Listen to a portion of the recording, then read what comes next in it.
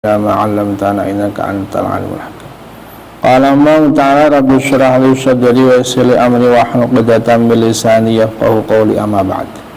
Qala al-musannifu rahimahullahu ta'ala nafa'ana bihi fi daraini amin. Wa in kana fil qismati taqimun, meneruskan bab pembagian.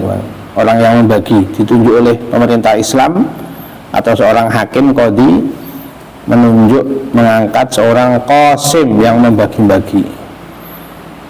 apa saja yang boleh dibagi.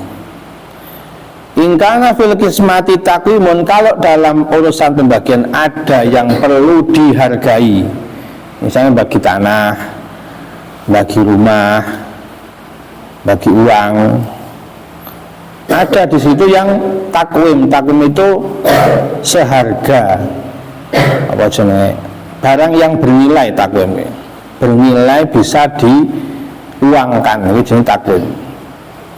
Saya tanah bisa diuangkan, harganya berapa? Seperti kemarin misalnya tanah kalau di pinggir jalan dengan tanah yang di dalam kan harganya beda. Ini butuh takwim, butuh dihargai. Mungkin tanah yang di pinggir jalan harganya bisa 2 kali lipat atau 3 kali lipat. Lam yaktasir fihi ay fil malil maksumi ala aqalla min isnaini, maka tidak cukup kalau hanya 2 orang.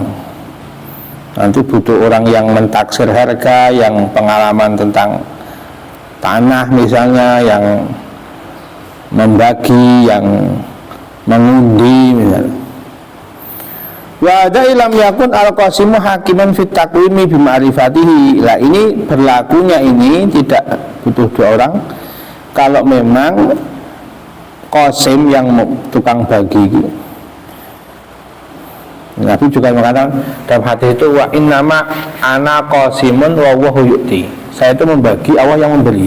Misalnya Nabi dikasih harta rampasan perang banyak, nah yang membagi Nabi, yang memberi Allah, rezeki dari Allah, Nabi hanya bagian membagi. Bahkan rahmatnya Nabi itu dalam sebuah riwayat, kalau ada orang meninggal, kalau dia punya hartanya dibagi ahli waris. Kalau dia nggak punya harta, punya utang, saya yang bayari. Itu Nabi begitu itu. Karena beliau pemimpin, kalau ada rakyatnya mati punya hutang, nah ini nanti kasihan di alam kubur, yang bayari Nabi, karena Nabi seorang pemimpin. Dulu pemimpin begitu dulu itu, nggak malak rakyat, nggak menyusahkan rakyat. Nabi itu mencontohkan orang mati punya hutang, Nabi yang bayari. Sampai sebagian ulama itu berpendapat perkataan Nabi itu berlaku di hari kiamat besok. Kalau ada orang hidup dia hutang, berusaha membayar, berusaha tapi tidak ada niat untuk tidak membayar, sudah berusaha. Orang kalau berusaha pasti Allah menolong. Wa man kana alaihi din fakana lahu ayyu'in. Kalau orang punya hutang itu hak bagi Allah untuk menolong. Syaratnya dia memang berusaha membayar dan di hatinya memang ada niat untuk membayar. Beda kalau orang hutang terus niatnya mau lari, mau nggak bayar, ini berarti nggak punya maksud, nggak punya niat. Atau dia tidak ada usaha, memang nggak sengaja nyicil atau nggak ada ikhtiarnya, nggak ada. Nah, orang seperti ini ya haram, dosa besar. Tapi kalau dia sudah berusaha sampai meninggal nggak bisa bayar, itu besok jadi kiamat Nabi memberi syafaat. Ada ulama yang mengatakan seperti itu. Namanya qasim. Nabi itu punya anak namanya Qasim, Sayyid Qasim. Beliau sendiri juga julukannya Qasim, orang yang membagi. Nah, dalam pemerintahan Islam seperti kemarin, Qasim ini bisa diangkat sendiri oleh pemerintah atau imam, bisa yang mengangkat itu seorang qadhi atau hakim yang mengangkat. Kalau memang Qasim itu hakim sendiri, dia punya ilmunya, punya pengetahuannya, ini nanti fa in hakama fi ma'rifati. Wa hadza illam yakun al-qasimu hakiman fit taqwimi. Ini berlaku kalau memang qasim ini bukan seorang hakim dengan keilmuannya. Fa in hakama fit taqwimi bi ma'rifati fa huwa ka qadhi bi ilmihi. Tapi kalau yang membagi itu seorang hakim, seorang qadhi sendiri, bukan orang lain, dia enggak mengangkat orang. Wal asoh jawazuhu bi ilmihi. Menurut kalau yang asoh boleh, tapi dia memang tahu ilmunya, tahu caranya, tahu ilmunya dia. Maksudnya, oh ini kalau di daerah sini tanah harganya segini misalnya, rumah harganya segini, kalau tanahnya dekat dengan jalan raya misalnya lebih mahal segini, kalau agak mendalam harganya lebih murah. Itu namanya ilmunya dia. Wa idza da'atun asyarikani syarikau ila qismati la darar fihi lazima syarikul akhar ijabatu. Kalau ada dua orang bersekutu dalam harta. Jadi sekarang seperti bank muamalat atau bank apa itu namanya? BMT. Karena banyak BMT, bank muamalat itu. Mereka itu menggunakan akad syirkah. Jadi akadnya ketika orang mengambil modal, pinjam atau apalah istilahnya, ternyata itu pakainya akad syirkah. Kalau yang lebih realita itu akad syirkah itu seperti PT itu perseroan terbatas, perseroan terbatas. Jadi saham, ada orang 10 punya saham, setiap orang sahamnya 1 miliar, punya uang 10 miliar, dia bikin pabrik misalnya, itu namanya PT, perseroan terbatas.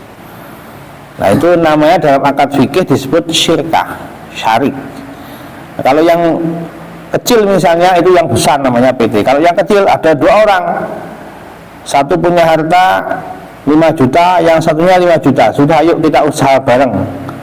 Usaha bareng, babnya sudah lihat bab syirkah itu.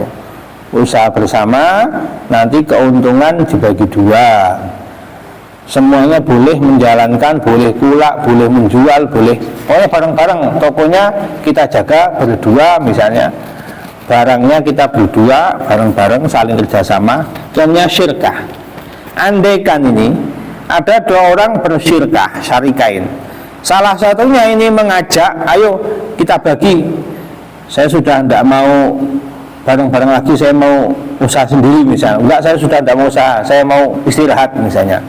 Idza da'atu syarikain syarika ila qismati ma darar fi lazima syarikul akhar jabatuhu. Kalau ada 2 orang bersekutu seperti itu, maka temannya yang diajak kerjasama tadi, dia harus wajib, lazim itu wajib untuk tidak menolak. Ijabah itu berarti ya harus mau, karena memang teman saringnya dia punya hak sendiri, dia punya hak sendiri. Andaikan mau sekarang mau dipisah, nggak dijadikan satu lagi, modalnya sendiri-sendiri aja misalnya begitu. Selesai, saya sudah tidak mau akad syirkah lagi. Nah ini harus A dan B misalnya, A yang ngajak, B harus mau, B yang ngajak, A harus mau, gitu. Lazima asyarikul akhar ijabatu ilal qismah. Amma ladhi fi qismati dororun kahamamin la yumkinu ja'lu hamamaini idza tala abdu syuraka qismata wa mutaakhir fala yujabu talibu qismati fil asah. Kewajiban menjawab atau tidak menolak ketika mau diajak dibagi itu kalau memang perkara yang tidak ada doror ketika dibagi. Tapi kalau ada doror ketika dibagi, misalnya tempat pemandian air panas, hamam itu tempat pemandian panas zaman dulu, tempat pemandian air panas, kolam mandi misalnya. Nah ini kok disuruh dibagi 2 kan doror, nanti malah nggak bisa dipakai. Wong kolam air kok dipisah jadi 2, ini malah ada doror nanti. Kalau tidak usah dibagi bisa dimanfaatkan, kalau dibagi malah nggak bisa misalnya dimanfaatkan, nggak bisa. Sumur misalnya seperti kemarin itu, sumur dibagi, gimana cara bagi sumur? Pohon misalnya Dulu syuraka ini dalam menanam pohon misalnya. Ayo kita bareng-bareng nanam kelapa satu kebun ya. Sekarang dibagi, pohonnya tinggal satu dibagi dua, tidak bisa. Nah ini ada doror. Maka kalau ada doror, kalau yang satu menolak, nanti tidak perlu dijawabi, tidak perlu fala yujabu bitul usmati fil aso.